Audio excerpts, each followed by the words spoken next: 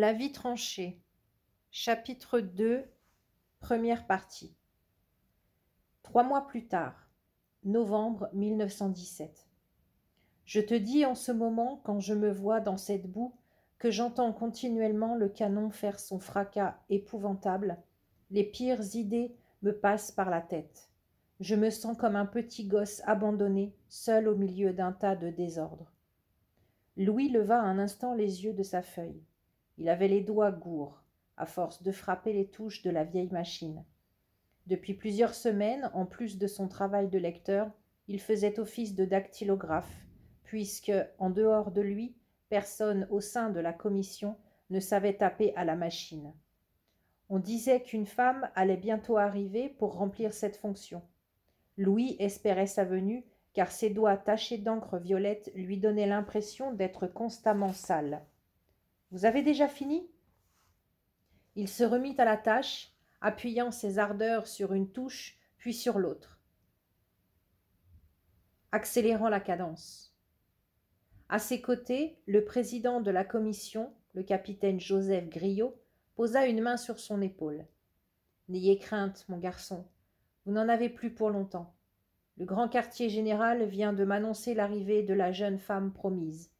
Elle devrait être là dans les 2 semaines. » « Merci, mon capitaine, » répondit-il en levant le regard sur son supérieur. Joseph Griot ébaucha un sourire, puis il replaça sa pipe à son endroit habituel, au coin droit de sa lèvre. De taille moyenne, les cheveux grisonnants, les sourcils épais et la moustache rieuse, le président était un gradé comme tous les soldats en rêvaient, un homme juste qui savait entendre les petits. Depuis son arrivée dans la commission, voilà 3 mois, Louis n'avait rien trouvé à lui reprocher. Il l'appréciait et, lui semblait-il, cette estime était réciproque. « Mon écriture est difficile à déchiffrer, n'est-ce pas » interrogea le capitaine. En se penchant sur les feuillets couverts d'une graphie fine et serrée, il enveloppa Louis d'une large bouffée de tabac. « Voulez-vous que je vous fasse la dictée ? J'ai quelques minutes devant moi. »« Je vous en serai reconnaissant, » répondit Louis. Chaque semaine, désormais, il tapait le rapport rédigé par le président. Les instructions du grand quartier général étaient très strictes sur la question. Seul un militaire d'active, le président de la commission de contrôle postal, était habilité à rédiger le rapport hebdomadaire concocté à partir des courriers retenus par les lecteurs. Le rapport en question était ensuite transmis au commandant concerné ainsi qu'à la section des renseignements aux armées. Griot se redressa, sa bouffarde calée au creux de sa main droite, et dicta d'une voix grave. Beaucoup d'hommes décrivent avec effroi les effets des gaz utilisés par les Allemands. Ouvrez les guillemets, je cite. Les gaz attaquent les yeux et les poumons. Et ceux qui les respirent se mettent à gonfler, comme des ballons. Point. Si tu voyais cela, c'est atroce, et nous. Louis chassa aussitôt l'image qui commençait à s'imposer à son esprit et se racla la gorge avec bruit.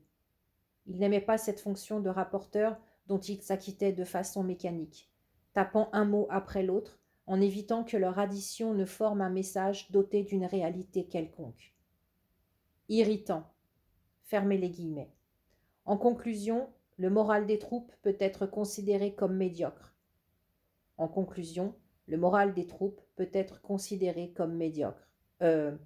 Ajoutez plutôt, c'est cela, plutôt médiocre.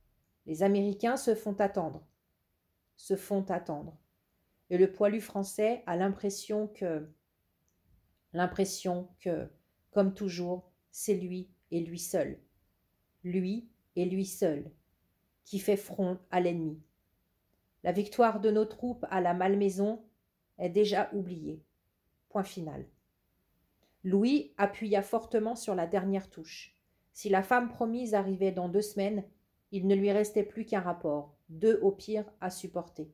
Ensuite, il redeviendrait le simple lecteur qu'il était jusqu'ici, appliqué et zélé, uniquement soucieux de bien faire, silencieux à son coin de table, fermé aux images.